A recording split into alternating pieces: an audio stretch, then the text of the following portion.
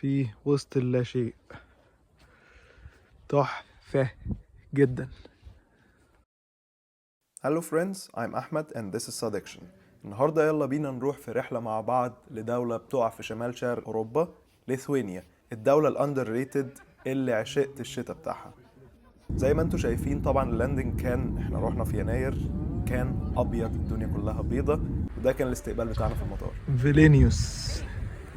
اوكي. ليثوانيا من بلاد شمال أوروبا اللي بتقع على بحر البلطيق. الليثواني كلغة من أقدم اللغات اللي موجودة لغاية دلوقتي. ليثوانيا بلد مش كبيرة، حوالي 65 ألف كيلو متر مربع، وبيسكنها حوالي 2 مليون و800 ألف نسمة. وانت ماشي في شوارع ليثوانيا خصوصا فيلينيوس أو كاوناس، هتتفاجئ ان الاركتكتشر فيري دايفيرس، متنوع. هتلاقي الاركتكتشر الميديفال، وبرضه هتلاقي الاركتكتشر الحديث او المودرن، وهتلاقي الاركتكتشر اللي جاي من بقايا الاتحاد السوفيتي. فلو انت ماشي في الشارع ولقيت التورماي بسنجة اللي غنى له عمرو دياب ماشي في الشارع، ما تتفاجئش. ليثوانيا فيها واحد من اسرع سرعات الانترنت في العالم وفي اوروبا. خدنا القطر لبره العاصمة للكانتري سايد، لمنطقة اسمها بودا في ماريامبول على الحدود مع بولندا. زي ما انتوا شايفين التلج بعد شوية ساح لأن درجة الحرارة عليت والمنظر جميل ظهر. أجرنا اير بي ام بي، كان تحفة. المنطقة هادية جدا، دي منطقة فارم لاندز.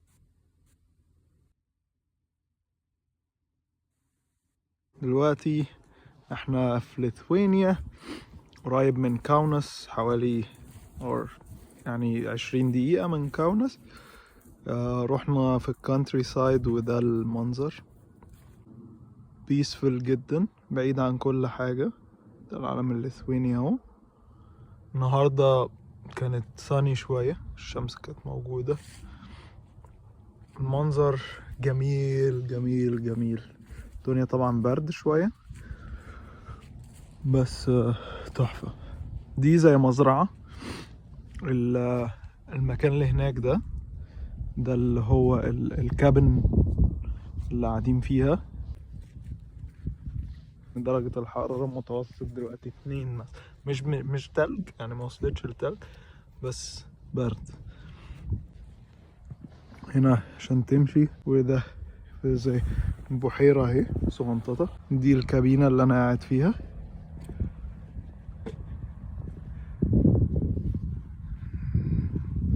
هوت تب. عندك هنا شواية زي بتاعة البطاطا عندنا، مكان تقعد فيه. عندك بحيرة صغيرة، اعتقد الناس هنا بتعوم بس في الصيف. بوت اهو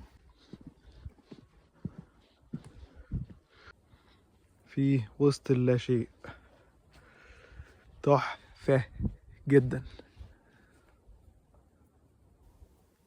أخيرا خليني أقولك، لو عجبك الفيديو ما تنساش تعمل لايك وشير وسبسكرايب. خلي القناة تكبر عشان نشير كونتنت أكتر. شكرا لمتابعتك لينا، وأتمنى يكون الفيديو عجبك.